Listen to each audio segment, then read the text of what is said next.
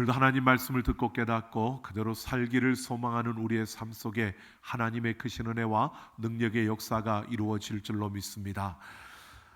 우리의 삶을 보면 우리의 삶은 선택과 그 결과로 이루어지는 그러한 우리의 삶임을 볼 수 있습니다. 우리가 걸어가는 그 걸음 속에서 우리가 많은 선택을 하게 되고 그 선택의 결과들을 받으면서 또 그렇게 달려갑니다. 때로는 어떤 사람들은 그렇게 이야기하기도 합니다. 우연하게 그런 일들이 일어나고 또 어쩔 수 없다 보니까 그냥 그렇게 꾸역꾸역 가다 보니까 여기까지 왔다라고 이렇게도 이야기를 합니다. 그런데 그냥 걸어온 것이 아니고요. 우리는 순간순간마다 선택하며 그 선택의 결과들로 채워지는 이러한 삶의 걸음을 걸으며 우리는 이곳까지 온 것입니다. 여러분, 우리가 선택을 하고 그 결과들을 보면 우리가 무엇을 선택했는지를 볼 수가 있습니다. 우리가 뒤를 한번 돌아보시면 우리의 삶에 어떤 선택을 하며 우리가 살아왔을까라고 하는 것을 우리가 들여다볼 수 있습니다. 여러분, 우리의 앞에는요 항상 그렇게 펼쳐집니다. 힘 있는 편 그리고 의로운 편. 우리에게 어느 편을 선택할 것인가, 우리에게 선택이 주어지는 이러한 순간이 우리에게 주어질 때도 있었고요. 또 우리의 눈에 때로는 이렇게 보여질 겁니다. 살리는 편과 죽이는 편. 여러분, 어느 쪽에 우리가 서 있었는가라는 것을 볼 수도 있습니다. 물론 그 당시에는 우리가 살리는 쪽이라고 생각하고 그 자리에 섰는데 시간이 지나고 보니까 그곳이 죽이는 쪽이었던 경우도 생겨나고요. 때로는 이것이 정말 내가 주저하며 정말 가기 싫었던 그 길이었는데 그 길에서 보니까 그 길이 살리는 길이었다는 것을 우리는 볼 때도 있습니다.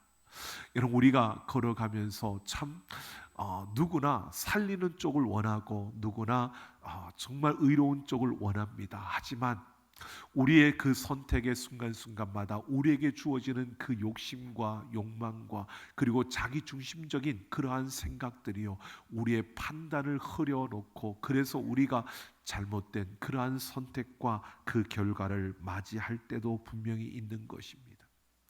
눈에 보여지는 것 가지고 우리가 그 순간 가지고 우리가 판단할 수 없는 것이 그 선택의 모습이기도 합니다. 오늘 분명히 죽이는 자와 살리는 자 그리고 힘 있는 자와 의로운 자의 그 편에 우리가 생각을 해보면 이 확연하게 구분되어 가는 그 걸음을 보여줍니다. 그것이 바로 사울과 다윗의 그 걸음입니다. 우리는 계속해서 사울에 의해서 쫓겨다니는 다윗의 이 모습을 살펴보고 있습니다. 기브아에서 높당으로, 높당에서 가드로 계속 도망하는 이 다윗이 이제 그 가드에서 더 이상 피할 곳이 없는 그러한 가운데서 그는 수많은 거절과 그리고 그와 함께하지 못하는 혼자서 그렇게 도망을 치는 이러한 외롭고 쓸쓸한 가운데서요 다윗은 그냥 모든 것이 끝이다라고 생각한 것이 아닙니다. 이렇게 도망가고 그렇게 혼자서 가는 그 길에서 그는 새로운 것을 깨닫게 됩니다. 그것이 바로 나의 피난처는 오직 하나님 그 한 분밖에 없다는 이 사실을 그는 깨닫게 되고요. 그 하나님만이 나의 피난처라고 고백하며 그 하나님 앞에 서는 다윗의 모습을 우리는 볼 수 있습니다. 이렇게 하나님께서는 그 섭리 가운데서 사울의 길과 다윗의 길을 나누어서 그들이 가는 그 길이 확연하게 다른 그러한 길을 걸어가고 있는 이 모습을 보여주는데 오늘 다윗이요 바로 아둘람이라는 그러한 광야로 나아가는 것을 보게 됩니다. 여러분, 다윗의 도망 다니는 그 시기에 다윗에게 있어서 정말 중요했던 그런 광야가 이 아둘람과 엔게디라는 곳입니다. 근데 오늘 먼저 우리가 아둘람이라는 이곳을 살펴볼 텐데요. 그곳에 많은 굴들이 있었고 그곳으로 피신하는 다윗의 모습, 그러는 가운데서 하나님은 그곳에서 다윗에게 새로운 국면을 맞게 하십니다. 다윗의 그 나라를 시작하는 이러한 걸음을 걸을 수 있는 그 지점이 바로 이 아둘람 광야였습니다. 오늘 이 말씀을 우리가 함께 살펴보면서 정말 하나님께서 그와 함께 하시며 하나님의 백성이 가야 할 그 길이 어떤 길인가를 보여주시고, 다윗이 그 하나님을 피난처로 삼고 달려가는 그 걸음 가운데 어떤 방식으로 어떻게 살아야 할까를 가르쳐주는 그 하나님의 그 손길을 통해서 오늘 우리가 이 시대 속에서 어떻게 살아가야 할 것인가를 함께 생각해 보려고 합니다. 오늘 1절 말씀을 보면 다윗이 가드를 떠나 아둘람 굴로 도망했다라고 말합니다. 아둘람 광야로 내려간 것입니다. 이 아둘람이라는 이 광야는 다윗의 고향인 베들레헴과 가까이 있는 그러한 지역이었습니다. 그곳으로 혼자 이제 광야로 나아간 것입니다. 이 굴은 그 당시에 많은 사람들에게 또 나그네에게 피난처가 되고 은신처가 되는 곳이 바로 굴이었습니다. 그런데 다윗이 이 아둘람의 광야의 한 굴에 이르렀다는 소식이 그 가족들에게 들려졌습니다. 그러자 그 가족들이요 짐을 싸서 그 다윗에게로 나아오는 겁니다. 그 아버지와 그 형제들이 다윗에게 나왔습니다. 여러분, 그냥 방문을 한 게 아니고요, 그들의 짐을 싸서 그곳으로 이주를 한 겁니다.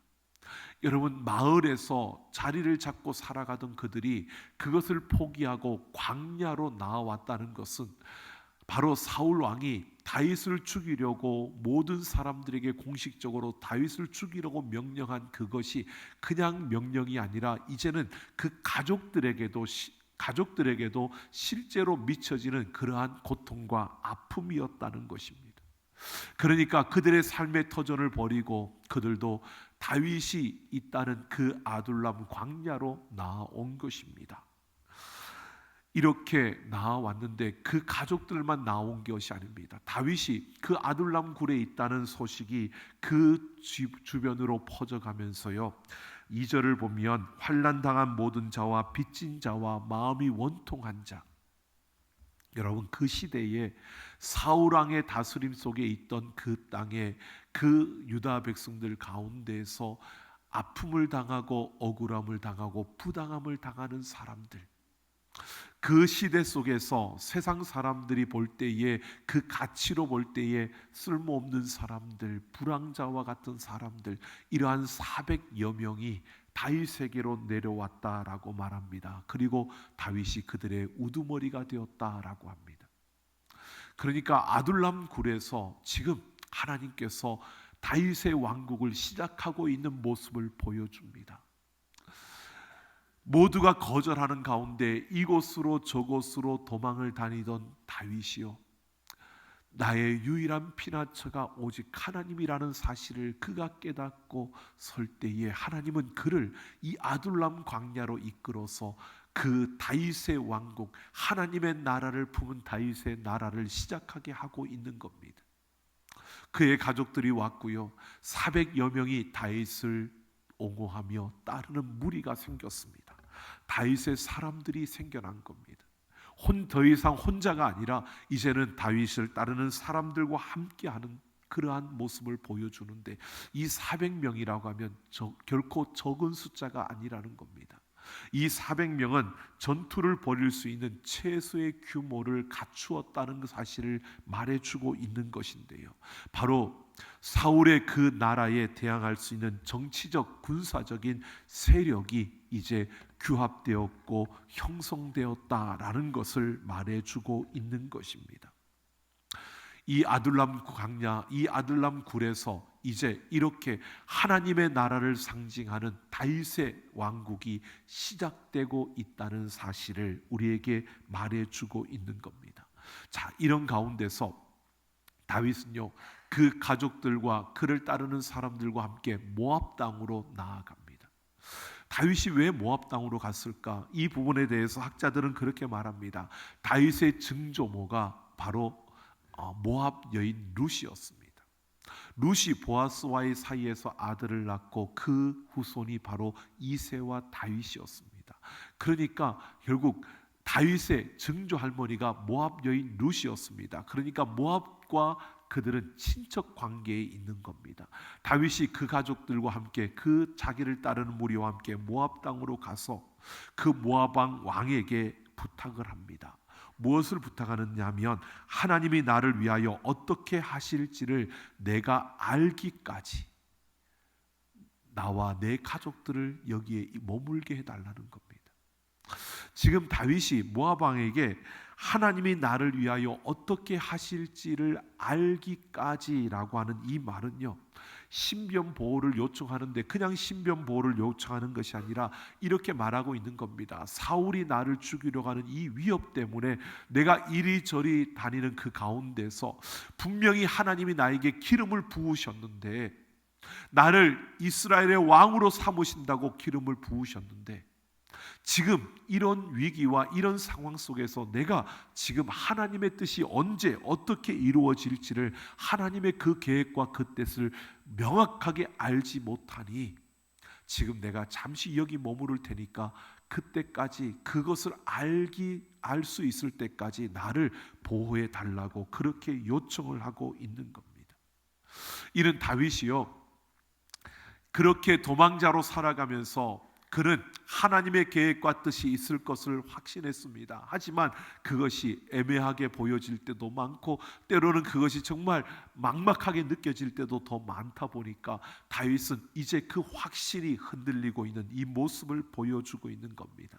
하나님의 그 뜻을 온전히 깨닫지 못했지만 그러나 다윗은 그 순간순간마다 하나님의 뜻을 찾으려고 노력하고 있고 그 뜻에 순종하려고 그렇게 발버둥 치고 있는 다윗의 그 현실을 지금 말해주고 있는 겁니다. 다윗은 이렇게 하나님이 그와 함께 하심을 부정하지는 않았습니다. 하지만 하나님의 그 뜻과 계획에 그 상황과 환경을 보니까 너무 힘들고 어렵다 보니까 이것을 확신하지 못하니까 그 순간순간마다 흔들릴 수밖에 없는 그러한 자신의 연약함을 인정하는 겁니다. 그래서 하나님의 뜻과 계획이 완전하게 내게 확신이 들어질 때까지 나에게 신변을 보호해달라고 요청을 하며 그곳에 서고 있는 겁니다. 그러면서도 다윗은 하나님의 인도하심과 그 계획을 부정하는 것이 아니라 그 순간순간마다 하나님의 뜻을 찾으려고 하나님의 뜻을 쫓으려고 그렇게 노력하고 있는 다윗의 모습을 보여주고 있는 겁니다. 그러는 가운데 선지자 갓이 다윗에게 권고를 합니다. 더 이상 여기 머무르지 말고 유다 땅으로 가라는 겁니다. 그래서 다윗은 가족들을 모압 땅에 두고요, 그가 그를 따르는 무리들과 함께 다시 유다 땅으로 돌아오는 모습을 보여줍니다. 하나님의 뜻이 바로 너는 여기에 있는 것이 아니라 유다 땅에 가 있어야 된다는 이러한 하나님의 뜻을 듣고 그 뜻에 순종하며 그는 바로 그 걸음을 내딛고 있는 모습을 보여주고 있습니다. 이렇게 다윗은요, 이 아둘람 광야에서 시작된 하나님 나라 다윗의 왕국의 그 시작 가운데 다윗은 어떤 상황 어떤 환경 속에서도 하나님의 뜻을 구하며 그 뜻에 보여지면 그 뜻에 순종하는 이 모습을 다윗이 갖고 그 하나님 앞에 달려가는 이 모습을 보이고 있는 겁니다. 여러분, 반면에 사울의 모습을 보십시오. 6절을 보면 사울은 다윗이 추종하는 세력들이 생겼다는, 다윗이 혼자가 아니라 이제는 다윗을 따르는 무리들이 생겼다는 이러한 소식을 듣게 됩니다. 그리고 기브아의 높은 곳에 올라가 손에 단창을 들고 에셀나무 아래에서 앉아 있고요, 그 곁에 신하들이 서 있는 모습을 보여줍니다. 여러분, 그 시대의 불황자들, 사회의 부당함을 당한, 억울함을 당한 이들, 오합지졸의 모습에 그 사람들과 함께 움직이는 다윗, 이 모습과 지금 기브아 그의 궁전이 있는 그 땅의 아주 높은 곳에서 신하들과 함께 딱 에셀나무 아래 앉아 있는 이 사울의 모습이요, 여러분 어느 쪽이 더 근사해 보입니까? 사울의 모습이 더 근사해 보이지 않습니까? 사울의 길이 더 아름답게 보이고 더 멋있게 보이고 그가 그 나라의 최고의 권력을 가지고 있으니까 그 길이 더 정의롭게 보이지 않습니까? 우리가 보십시오. 이 사울이 손에 단창을 들고 있습니다. 이 단창은요, 사울이 다윗을 죽이려고 그것을 수금을 타던 다윗을 향해 던졌던 그 단창입니다. 원래 단창은 자기를 보호하기 위해서 들고 있어야 되는 건데, 지금 사울이 이 단창을 쥐고 있는 이 모습은요, 어떤 모습이냐 하면 다윗이 그 세력을 구축하고 혼자가 아니라 다윗을 따르는 무리가 있다는 이 소식을 듣고 분노하며 단창을 들고 있는 겁니다. 그러니까 이 모습은 지금 다윗을 죽이겠다는 그러한 결의에 찬 모습을 보여주고 있는 것이 바로 이 사울의 모습입니다. 그러니까 사울은 다윗을 살리려는 게 아니라 다윗을 죽이려고 하고 있는 겁니다. 여러분, 그리고 그가 앉아있는 이곳을 보십시오. 에셀나무 아래에 앉아있다고 말합니다. 여러분, 사무엘상 31장 13절을 보면 사울이 죽었을 때 기브아 사람들이요 그의 뼈를 가져다가 야베스 에셀나무 아래에 장사하고 7일 동안 금식하였다라고 합니다. 지금 사울이 앉았던 그 자리가 나중에 사울의 무덤이 되는 겁니다.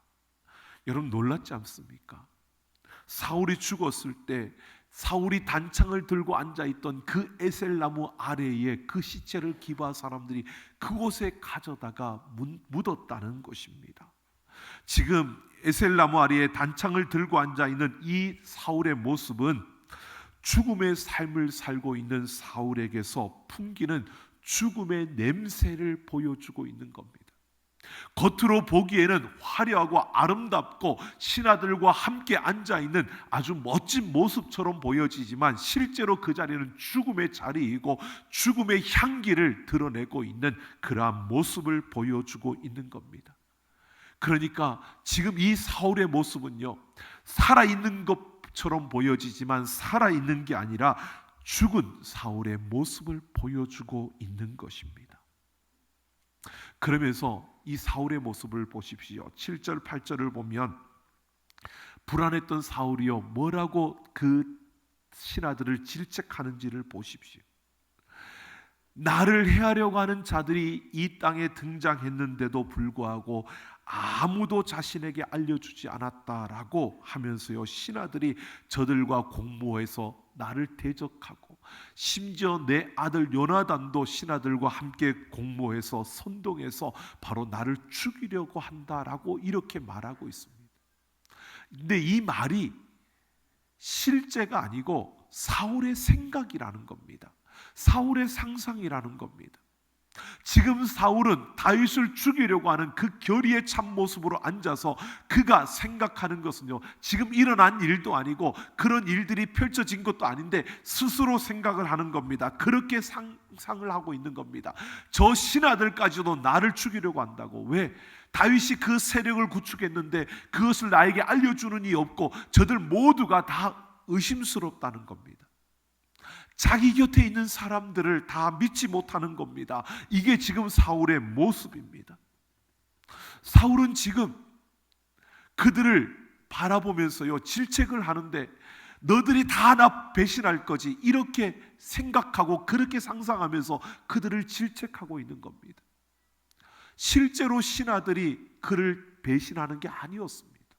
실제로 신하들이 그렇게 행동한 게 아닙니다. 스스로 그렇게 판단하고 비판하고 비난하고 있는 겁니다. 여러분, 이게 사울의 모습입니다. 여러분 보십시오. 우리는 살아있는 걸 좋아하고 우리는 살리는 걸 좋아하고 나는 살아있는 쪽을 선택한다고 하는데요, 우리의 삶에서 이런 모습을 보시면 우리가 어느 쪽에 서 있는지를 볼 수 있습니다. 똑같은 일들이 일어나는데 내가 이해할 수 없는 상황이 펼쳐질 때 여러분, 어떤 이들은요, 내가 보지 못하는 뭔가가, 내가 알지 못하는 뭔 이유가 있을 거야 라고 그것이 어떻게 된 일인지를 알아볼 때까지 그것을 기다려주는 사람이 있는가 하면요, 그 드러난 일을 보고 내 감정이 폭발하고 그것 때문에 그 사람을 비난하고 비판하고 무조건 그 사람이 왜 그런 일을 했는지 생각하지 않고요, 그저 자기 생각대로 자기 판단대로 자기 감정대로 그것을 비판하고 판단하고 비난하는 겁니다. 여러분, 죽은 자와 산 자의 모습이 이렇게 다르다는 겁니다. 죽은 쪽의 선자와 산자 쪽의 선자가 이렇게 다르다는 겁니다. 별것 아닌 것 같죠? 여러분, 어떤 일이 일어났을 때 그냥 내가 먼저 그렇게 대응하는 게 별거 아닌 것 같죠? 아니요, 그게 지금 내가 살아있느냐 죽은 편에 있느냐 이것을 보여주는 겁니다. 여러분, 우리는 어떻게 행동하고 있습니까? 일어난 일도 아닌데 그냥 보여지는 그 한 면만 보고 내 감정과 내 생각과 내 경험으로 비판하고 판단하지 마시고요, 하나님이 하시는 일들 속에 그 모든 일들 가운데 어떤 일들이 일어날지를 우리는 바라보면서 무엇이 선한 것이고 무엇이 옳은 것인가를 기대하면서 바로 하나님 앞에서 그것을 분별할 수 있어야 되는데, 그러지 못한 이 모습이 바로 이 사울의 모습이고 죽은 자의 편에 서 있는 자들의 모습이라는 겁니다. 거기다가 한 명이 더 등장합니다. 도액입니다. 사울의 그 목자장 도액이요, 사울에게 제사장 아히멜렉이 한 일들을 고발합니다. 여러분, 그냥 고발하는 이것을 보십시오. 그냥 있었던 일을 그러면 그 전에 이미 시간이 지났습니다. 그 일어났을 때에 이야기를 해야 되는데 일어났을 때 이야기하지 않고요, 마음에 품고 있다가 이제 지금 이 순간이다라고 싶으니까 이야기를 꺼내는 겁니다. 사울이 분노하는 가운데서 그가 사울의 마음을 사고 싶어서, 사울로부터 상을 받고 싶어서 지금 그 사울에게 아무도 나를 도와주지 않고 아무도 나를 생각하지 않는다는 그때의 도액이요, 이 아히멜렉의 이야기를 내놓고 있는 겁니다. 여러분, 도액이 신하로서 당연히 그럴 수 있지, 아니요, 신하로서 당연히 그랬다면 그 일이 일어났을 때 봤을 때 먼저 이야기를 했어야 되는 겁니다. 그런데 지금 이야기한다는 것은요, 이것을 이용해서 내 욕심을 채우겠다는 겁니다. 내 욕망을 채우겠다는 겁니다. 사울을 통해서 나도 한번 힘을 얻고 싶다는 겁니다. 여러분, 사울이 이 도액의 말을 듣는데 그대로 받아들인 겁니다. 그래서 아히멜렉과 제사장들 그 가족들을 다 불러다 놓고 신문을 합니다. 그래서 아히멜렉이 말하는 것은요, 다윗은 왕의 사위가 아닙니까? 다윗은 왕의 호위대장이 아닙니까? 다윗은 왕의 충실한 신하가 아닙니까? 나는 그래서 다윗에게 그렇게 했다는 겁니다. 아무리 호소해도요, 사울이 듣지 않습니다. 사울은 이 아히멜렉의 소리를 듣는 게 아니라 도액의 말을 듣고요, 그는 분노하며 다른 이야기가 들리지 않습니다. 그래서 그 아히멜렉과 그 가족들을 죽이라고 명령합니다. 여러분, 그 호위병들이 제사장들을 죽이라는 그 말에 두려워서 모두가 손대기를 꺼려하는 가운데요, 도액이 났습니다. 그리고 사울에게 보란듯이 자기가 그들을 죽이는 모습을 보여줍니다. 여러분, 이 도액이요, 제사장들 85명을 다 죽였습니다. 이 끔찍한 일이 지금 사울과 도액의 손에 의해서 벌어지고 있는 겁니다. 여러분, 그들은 자기의 욕심에 사로잡혀서, 그 감정에 사로잡혀서 눈에 보이는 게 없는 겁니다. 내게 좋은 말, 내게 좋은 이야기, 내게 좋은 그 이야기를 해주는 자들만 내 편이고 내 편이 아닌 사람들은 다 죽여도 된다는 이 모습이 지금 이들에게 보여지고 있는 겁니다. 여러분, 어느 쪽에 우리는 서 있습니까? 살리는 쪽입니까? 죽이는 쪽입니까? 여러분, 우리는 어느 쪽에 서 있습니까? 힘 있는 쪽입니까? 의로운 쪽입니까? 여러분, 우리는 의로운 편에 서고 살리는 쪽에 서기를 소망합니다.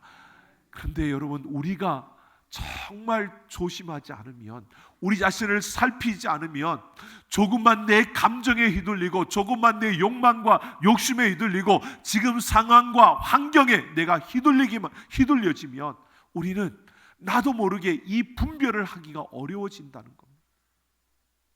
우리는 그렇게 살리는 쪽에 서고 싶지만 죽이는 쪽에 서는 이러한 경우들이 생겨난다는 것입니다. 여러분, 오늘 우리는 분명히 보게 됩니다. 다윗, 그와 함께하는 400명의 사람들 초라합니다. 보여지는 모습은 참 초라하게 보입니다. 사울, 그와 함께하는 사람들 정말 화려하고 힘있어 보입니다. 하지만 분명히 다릅니다. 매 순간순간 하나님의 뜻을 찾고 하나님의 뜻을 알고자 하는 다윗, 그리고 그 뜻에 순종하고자 하는 그 다윗과 함께하는 그 사람들, 그렇지 않고요, 내 감정과 욕심과 지금 상황과 환경에 끌려가고 있는 사울과 그 사람들, 여러분 분명히 다른 길을 걸어가고 있는 겁니다. 여러분, 아무리 사람들이요 자신들의 욕심과 욕망으로 그것들을 바꾸어 놓고 또 세상을 그렇게 만들어 가고 있고 또 그렇게 세상이 돌아간다고 여길지라도요, 여러분 이 땅은 하나님 손에 의해 움직여지는 줄로 믿습니다. 하나님의 열심이 여러분 우리의 모든 그러한 인간의 잘못된 그 부당함과 억울함도 분명히 이겨낼 수 있고요, 사람들이 아무리 욕심으로 세상을 비틀어 놓아도 하나님은 이 땅 가운데 하나님의 역사를 이루어 가시는 줄로 믿습니다. 그래서 이 땅에 예수님이 오셨고요, 사람들은 예수님을 바로 하나님을 모욕하는 신성 모독자라고 말하며 그 예수를 십자가에 못 박아 죽였지만 하나님은 그 죽음 가운데서 예수를 다시 살리심으로 우리의 구원의 길을 열어주셨습니다. 여러분, 하나님은 지금도 살아계셔서 우리의 모든 역사를 움직여가며 우리의 길을 열어가십니다. 그러니까 여러분 조금 힘들더라도, 조금 어렵더라도, 조금 좁은 길로 보여질지라도요, 여러분 의로운 길, 바로 그 선한 길, 바로 살리는 그 길에서는 우리 모두가 되기를 예수님의 이름으로 축원합니다. 고린도전서 1장 19절을 보면 내가 지혜 있는 자들의 지혜를 멸하고 총명한 자들의 총명을 폐하리라 라고 말합니다. 하나님께서요 세상에 부끄럽고 세상에 가지지 못하고 연약한 자들을 들어 세상에 바로 그 강하고 지혜 있는 자들을 부끄럽게 만드신다고 말씀합니다. 이게 십자가의 방법입니다. 여러분, 세상은 자기가 가진 것으로 자기의 것으로 자랑하지만 하나님은 그것을 깨뜨려서 바로 그 교만함을 깨뜨리고요, 그 거만함을 깨뜨리고 오히려 미약하고 연약한 자들을 들어 그들을 부끄럽게 만드신다는 것입니다. 여러분, 우리는 그 하나님을 믿기에 우리는 교만해지지 마시고요, 내가 걷는 그 걸음 속에서 다른 이들을 더 많이 배려하고 존중하면서요, 다른 이들에게도 그런 아픔이 주어질 수 있고 다른 이들에게도 우리가 알지 못하는 이유가 있을 수 있다는 그러한 더 넓은 마음으로 바라보며 하나님 편에, 의로운 편에, 바로 선한 일을 행하는 그 편에 우리가 서야 된다는 것입니다. 여러분, 1882년 미국의 무디 목사님이 영국 캠브리지 대학 연합 성회의 인도차 영국으로 갔습니다. 여러분, 그 캠브리지 대학의 그 명문대 학생들, 뛰어난 그 학생들이요, 무디 목사님을 보자 그들은 그렇게 여겼습니다. 미국에서 구두 판매원을 하다가 구두방에서 일을 하다가 배운 것도 없이 목사가 된 그 무디가 우리에게 어떤 말씀을 줄 수 있겠어? 아주 무시하는 자신들의 그 교만으로 가득 차 있던 그들의 모습이었습니다. 아니나 다를까 그들에게 설교를 하는 무디 목사님의 그 말투, 영국 영어와 미국 영어가 다르다 보니까 그들이 들을 때는 참으로 제대로 말을 못하는 그러한 무디 목사님의 모습으로 그들은 웃음을 터뜨립니다. 그리고 배우지 못한 무디 목사님의 그 말에 문법적으로 틀린 그러한 문장들을 들으면서 그들은 비웃습니다. 그렇게 첫 번째 집회가 끝났는데요, 한 학생이 그 설교 내용 중에 무디 목사님이 말한 그 문장들의 문법이 틀린 문장들을 종이 2장에 빼곡히 적어서 가지고 와서요, 무디 목사님에게 내놓으면서 당신이 오늘 저녁에 설교한 그 가운데 문법적으로 틀린 문장이 이렇게 많습니다라고 그것을 내밀었다는 겁니다. 여러분, 인간적으로 생각하면 무디 목사님 굉장히 자존심도 상할 수밖에 없고 자기를 무시하고 정말 그렇게 짓밟는 것처럼 보여지는 그 젊은 학생의 그 행동에 여러분 분노할 수밖에 없는 이런 상황입니다. 그런데요, 무디 목사님이 그 학생에게 이렇게 말했습니다. 나는 내 문법이 틀린 줄 알고 있습니다.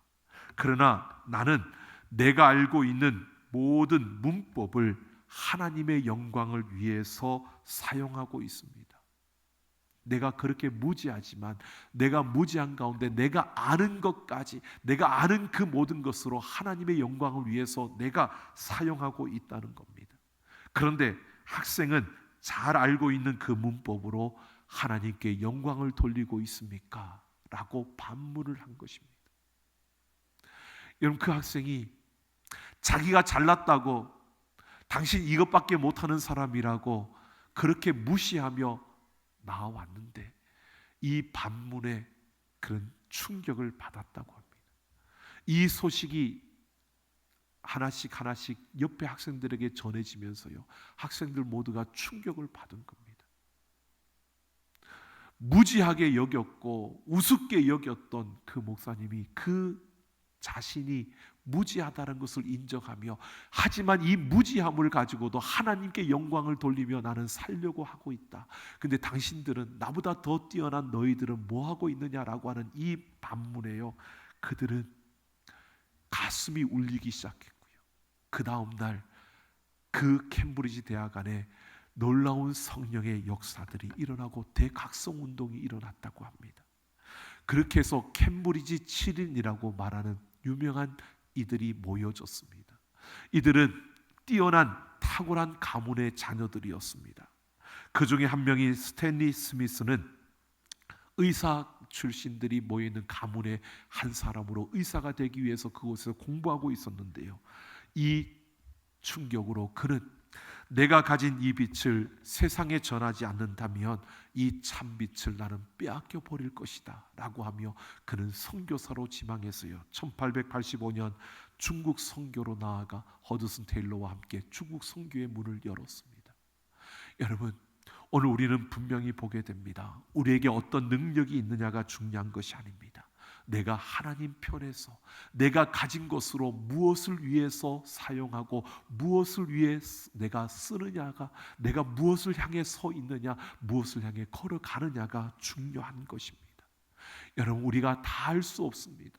우리가 다 이해하지 못할 수밖에 없습니다. 다 이해하지 못하는 그 순간에도요, 하나님의 뜻을 구하고 하나님의 뜻이 보여지면 그 뜻에 순종하며 달려가는 그 걸음을 걸어간다면, 아둘람 굴에서 다윗의 왕국을 시작하신 그 하나님께서 우리를 붙드시고 우리를 통해 행하실 선한 일을 하나님은 시작하신다는 것입니다. 여러분, 오늘도 우리의 삶의 그 자리에서 우리는 다 알지 못하지만, 우리가 다 이해할 수 없지만, 여러분, 우리의 교만함을 내려놓으시고요, 우리의 그 가진 것을 더 이상 자랑하지 마시고요, 하나님 앞에서 더 겸손히 하나님의 뜻을 구하며 그 뜻에 순종하며 달려가는 우리 모두가 되기를 예수님의 이름으로 축원합니다.